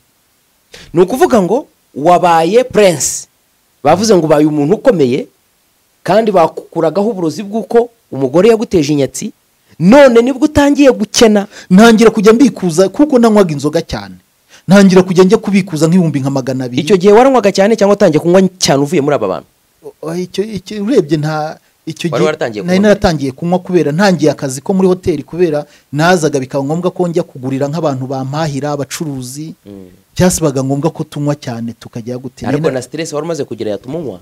Noneho rero nabwo nayanywaga cyane, noneho ntangira kujya ngenda nkabikuza amafaranga nkatangira kuyanywera. Yego. Naho ngaho rero mbona ntangiye kwinjira mu bukene. Mu buyobozi bwanjye ntangira kugarwagaho amafuti menshi kandi ntaragaragagarwaho amafuti. Wari umukozi mwiza. Nari umukozi mwiza. Murumva ibihembo bya Satani? Mu minsi mikeya nibwo twaje kwakira umwiherero wa guverinoma. Tumva umwiherero wa guverinoma kuko mbere itangira no mwiherero w'abayobozi watangiye ubera muri hoteli Akagera. Yego. Rero ndumva no mwiherero wa gatatu. Ku mwiherero wa gatatu urumva ni ngiye nka economy wagombaga guhaha ibintu. Yego. Rero abakozi baza kungirira propaganda. Yego. Bihereye kuri ba maître d'hôtel, kontabure, barakugambanira. Barangambanira. Ubundi bamaga amafaranga, bamaga sheke nkajya ngiye kubikuza. Wenda bakayima nk'uyu munsi mu gitondo konti yari iri muri BCDI, kandi umusinyateri wundi wayigomba kuyotoreza yari uriyo. Utavuga izina rye ko n'umuyobozi abantu baramuzi. Yari umuyobozi wa BCDI icyo gihe. Yego. Noneho aho kugira ngo bayimekare ngende baravuga ati tuyimuhe nimugoroba kugira ngo tumutega gatendo. Imodoka nanone banga kuma imodoka. Satani ari kugupangira. Banga kuma imodoka ahubwo barantwara bangiza Kabarondo. Ndatega. Utangiye gutakaza ka gaciro n'icyubahiro wari ufite. Byose byaragiye. Kandi Satani yarakwijeje kuba yo prince ubaye umuntu ukomeye. Ubwo ndagiye ngeze i Kigali biba ngombwa kuko ndara muri lodge. Nzinduka mu gitondo nzindukira kuri BCD. Ngiye kubikuza. Majije kubika ubwo wabanje gushyira umuyobozi ngira ngo gusinyire. N'umuyobozi ngezeyo yaranankubise. Nagezeyo aravuga ngo wambwawe niwe wafatanyije n'abazungu kurya hoteli yacu. Ankubita urushyi n'uyu munsi iyo ngize gutya mba numva harimo akantu nagizemo akantu kabere data. Nta kintu cyiza Satani atanga. Niyo mpamvu igihe yoshyaga Yesu akambwira ngo nupfuka mukandamya ngo ubu bwami bw'isi bwose n'ubwiza bwabwo nzabugwa ko nabugabanye. Yesu yarabizi yuko Satani ntacyo afite. Cyo ko afite ibyo yoshyesha abantu. Arangije aransinyira ariko nakubiswe. Nasohotsemo saa 4. Nsohotsemo saa 4 mpita mpamagara ku kazi. Ubu ngubu niho bakimara kunsinyira niho ngiye gutangira guhaha ibi gahunda uko nayo yari hari. Birumvikana ko umwiherero wagenze nabi. Oya, ntabwo ushobora kugenda nabi. Wageze utinzi. Ni ukuvuga ngo bashobora hari ibindi stock bashobora gukoresha. Ni ku buryo ntago buriya hoteli ni ibintu byayishirana. Ndashaka ko tugera igihe Mayimuna yatangiye kugusura. Ni ukuvuga noneho aho ngaho turasa naho hari icyo dusa naho dusimbutse. Ku kazi wagize ibibazo ugeze ku kazi. Barakwirukana. Oya, ntago ubwo icyo gihe habaye intandaro yo kunyirukana niho nashaka guhita ngera. Yego, kuko ndashaka kugeraho Mayimuna yagusuye n'ukuntu bagutabye muri Nyabugogo, hari umugezi wa Nyabugogo bakakukuraza mucuritse mu mutwe. Ni ukuvuga noneho ndangije aho ngaho mba ndagiye ubwo bahita bagenda babwira umuzungu bati Leonard avuze kuko ahagurutse i Kigali. Arangije saa 4 za mu gitondo. Mvuze ko mvuye muri BCD ngiye guhaha. Abo bahita bajya kundega ngo ahagurutse Nyabugogo i Kigali araje. Ubwo rero ni ukuvuga ngo none ndahaha ndangije nahagurutse saa 9 ariko nahise nshaka uwo bitaga wari marketing iwacu aba ari umfasha gwanjye ajya kugura bimwe nanjye njya kugura ibindi tugabana. Ubwo wageze ku kazi nka sangapi? Nageze ku kazi saa 11 n'igice. Aha, bigira ingaruka zihe? Nsanga umuzungu yabishe. Yego. Yavugaga igifaransa yifite n'igihanga akavuga ngo kubita ku meza shanuva pashanuva mbese yabaye nk'intare. Ariko ibyo kabaye kugirira neza. Arambwira ngo twarangije gufata umwanzuro yuko cyukura gukwirukana n'ibirimo ariko igihano cyose kirafatwa uhita ukemera. Genda sanga chef du personnel nyimara kumugeraho yahisama ibaruwa. Yego. Ihita impindura umuplanto. Ongera uzubiriremo. Ubundi wari ushinzwe? Nari nshinzwe wari economy hotel. Ufite privilege zo kurya muri hotel. Ibintu byose. Imodoka n'ibiki byataro. None Mayimuna yakubwiye ngo ubaye prince, ubaye umuntu ukomeye. None ahubwo bakugize umuplanto. Umuplanto ni umuntu ushinzwe gukora isuku. None mbwira kuntu nzajya gukora isuku mu biro narindimo nka hano. Muntu w'Imana ibaruwa mba ndayibonye. Nkimara kuyibona nasanze umuzungu, nasanze directeur. Namubwira rero urabona ibi mwanzuro mwanfatira goye. Icyo nabasaba niki? Basi dore hari ama overtime nakoze. Ni muyame mbanze nge kuruhuka. Nge gutekereza kuri ibintu birakomeye. Bati genda ubarane na chef du personnel ahita muhamagara mpita ngenda ati oya yose uyamuhe. Twarabaranye havamo amezi 3. Bahita bansinyira ikiruhuko cy'amezi 3. Ubwo rero niho nagiye ukwezi kwakurikiyeho naragiye mpita nsanga kuri konte banyoherereje ibihumbi 60 by'umushahara. Bivuye ku 160 banyohereje 60. Nta naho bijya ibaho no mu mategeko kuba umuntu ari muri meme institution Yesu wacu arazamura yarangiza ntabwo akoze isoni bakaba bagukoreye gutyo. Uvuye ku 160 baye kuri 60 niho ugomba kujya ukora isuku. Aha, ndangije narihanganye cyo kora amezi 3 arashira nasubiye ku kazi mita nandika lettre de mise en disponibilité. Uvuga yuko ngiye kubera ngiye gukomeza kwiga akazi ntakigashoboye. Ntabwo se muri ayo mezi 3 wafasha akanya ko gusubira kwa mwarimu ngo baze Mayimuna? Nukuvuga nta bintu byinshi ahubwo nagihise njya mu buhinzi bw'inyanya no mu biki mu rugo kuko numvaga ikintu cyaza cyose ntakigira gute. Umva gufite imbaraga kubera impeta n'ihirizi? Nta bindi bintu numvaga biriho. Njya mu buhinzi njya mu biki byose bimwe bigahomba. Ibyinshi byarahombye. Nta cyaguhiye. Amafaranga nari mfite kumva nakubwiye icyo gihe nari mfite miliyoni zigera muri 4. Hariho nabindi biri mu bikorwa. Bigezaho nabyo bigenda bishira nshiduka amafaranga nshiranye. Aha, mbwira rero. Nyuma yaho waje kongera guhura na mwarimu na Mayimuna bigenze biti? Maje kwa de mise en disponibilité. Niho abantu benshi nari mfite nk'inshuti urumva yuri hari abantu baringiye nk'inshuti y'abacuruza baki bose baguhaga amakomande n'ibiki. Nabo noneho mbona barimo baramvugiriza kamo. No kuvuga ngo umaze kugira n'icyangire mu bantu. Cyangire mu bantu. Satani yagusezeranije kuri prince. Kugiye kuba umuntu ukomeye. None ubu akazi ntugafite, amafaranga aragushiranye, wabaye umusinzi, inshuti ntizikikuyegereza. No mu rugo ni intambara. Noneho mu rugo urugamba rubaye urugamba nka namucyurira bya bindi. Yego. Rero igihe kimwe nibwo nagezaho ndagenda njya nukubanda njya kwa uwo mwarimu. Usubira kwa mwarimu? Ndamubwira nti ibintu ndabona bimeze nabi. Kabisa ubukene bwaje amafaranga yashize kuri konte n'akazi ntako nkifite nibiki. Arambwira ati mbo rero ujye umpamagara genda kuwa 3. Uzampamagara. Hanyuma nzakubwira icyo gukora. Ndibuka nibwo nagize gutyo kuwa 3 mfata ya mpeta njye kwa kundi ndiherera ndahamagara.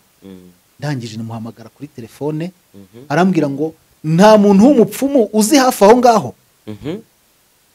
Ahita ambwira amazina ye. Mwarimu? Yego. Ati zamuka ujyeyo. Urasanga afite abarwayi. Urasanga afite 150. Ubimwake ayo ngayo arabagufasha. Ubwo naragiye njya kuri uwo mupfumu w'iyo ngiyo. Abenshi aracyariho n'uyu munsi. Ntiwamuvuga abantu ntabwo namuvuga. Warabizi nyuko ubwo rero nibwo nahise ngenda ngezeyo kuko nsanga ari abantu barimo yambaye uduhu twinuza imuzi ingwe imuzi z'izindi nyamaswa. Nyimara kuhagera ibintu byavugaga n'inzogera zavuga zose biraceceka. uhageze kubera imbaraga wari ufite. ndavuga ni nta kindi kinzanye runaka mpa amafaranga 150 aho ngaho timba wanze ibi ngibi byose bibe umwako niko namubwiye. ubwo ibyo wabikuye he byakujemo? Nibyanjemo gutyo ko nari natumwe abazimu bari batangiye kugukoresha sasa. ubwo mba ndagiye 150 arabimpaye abimpaye asa nkaho yanga kumerekeza cyo kwa naguma aho ngaho nyimara gusohoka birongera biravuga ibintu byo birakomeza birakora. wari ufite imbaraga za nyuma yaho za mayimuna zikoze kazi. nyuma yaho nibwo yaje kunshaka ati ndagira ngo nanyu ucire makuri izo mbaraga so babwira ko kuri prince mwisi y'umwijima ubwo nukuvuga ngo bagomba gushaka uburyo bakwerekezayo. Noneho aho ngaho nyuma yaho mbwiye mwarimu nibyatunganye wabonye ibyo yakubwiye kuko none uri umuntu ukomeye nta n'impamvu y'akazi cyangwa n'ibindi. Niyo mpamita menye impamvu ntabonye akazi. Yego nawe kavuyeho n'ibindi. So wowe agomba kuba umwami mu isi y'umwijima gusa ubu gihe no mibikuzi. Noneho rero nukuvuga kuri ibyo ngibyo ariko nanone nkongera ngiye nkagira umutima wa kimuntu ngiye kuko nazamukiye mu muryango w'abaskuti. Mu muryango w'abaskuti twariho kwitanga, hari sengesho twavuga ngo nyagasani kwitanga kugukunda nta nyungu n'ingorane zabiturukaho ume kugukorera nta mbese ibintu byinshi kwitanga umaramaje. Yego ubwo rero nongeye kumwumva nkabona gukora nabi ntabishobora cyangwa kuba nahemuka nibyo ngibyo nubwo nayatwaye nasigaye mfite umutima w'ikidodo. Yego noneho rero nukuvuga wa mupfumu yakoranyije abandi bapfumu bo mu nce zose. Yego baraza bahura na madamu. Sinzi rero ibintu baje guha umwana w'iwanjye w'imfura imutse ndamufite. Yego mu mpanga zari impanga ebyiri umwana mukuru. Madamu wawe ahuye n'abapfumu bo muri quartier bose bo muri ako gace kanyu bamuhaye umuti awuho umwana hari umukobwa w'imfura umuhungu w'imfura. ubwo nari ngiye kubyuka mu gitondo cya kare saa 11 ngo ngi Kigali. Aririra ya mpeta arayiririra nayimuha gutya agaceceka nagira gutya nayikuraho akarira cyane nk'umuntu bakubise bashinze nk'icyuma. Ukurira urusaku rw'umwana nkumva rwanjya mu matwi.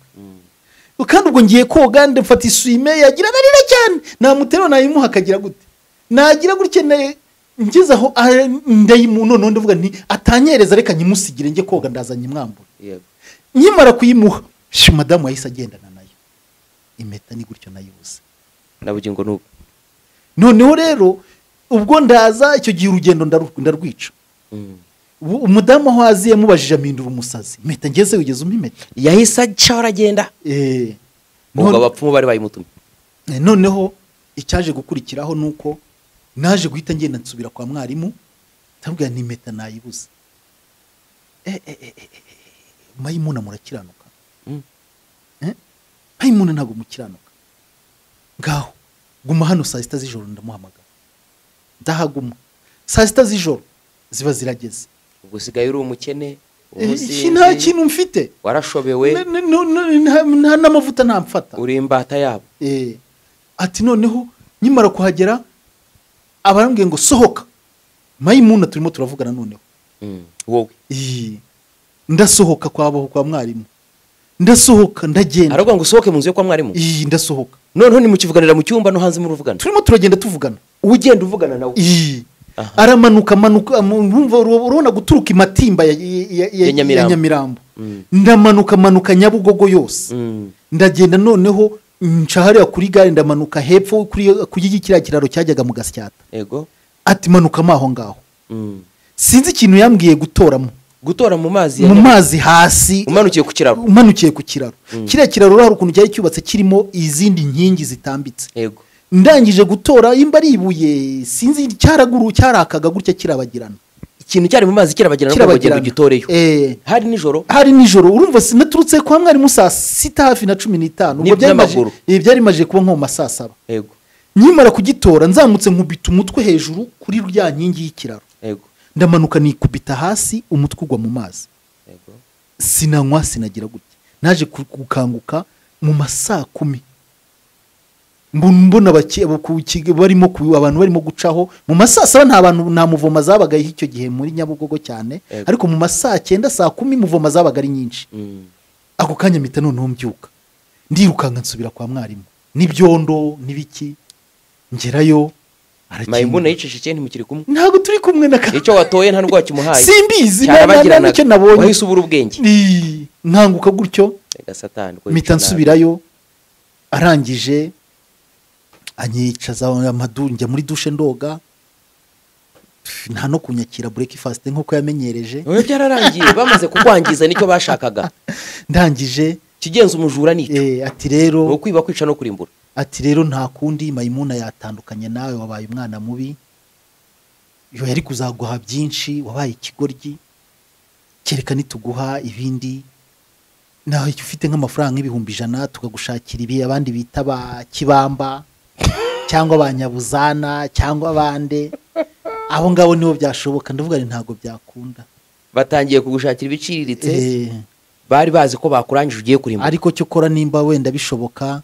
reka nguhe umuti uzajya ushyira mu mazi ukarabe ugiye gukaraba ugire gute amuwo muti yagiye nanone ubusinzi noneho burambata nari narabaswe ku buryo nanywaga inzoga n'uyu munsi naba ntanyoye hakaba nkashize nk'iminsi 3 nkoye inzoga hakaba igenda mutse nasinze ntanyoye rero nukuvuga ngo kuva icyo gihe nibwo noneho naje kugira hari umuntu umwe twari inshuti wakoraga muri ambassade y'abanyamerika anyoherereza amafaranga ngo njye kuyafata akabarondo ubwo ugiye kutugeza aho wakijijwe hari ku itariki ya mbere z'ukwezi kwa 12 2006 aho niho nakirijwe tuzahahera ikindi gihe ni ukuvuga ngo utashye ugeze mu rugo madamu mwakomeje kubana twarabanye ntabwo twigeze nta nubwo twigeze dutandukana kuva izo ntambara zabaho nta nubwo yigeze arara no mu cyumba cy'abashyitsi kurinda apfuye akava mu mubiri noneho ubwo twari twarakijijwe noneho urugo rwacu ari intangarugero yapfuye noneho mwarakijijwe cyane bimeze ndagushimiye Imana iguha umugisha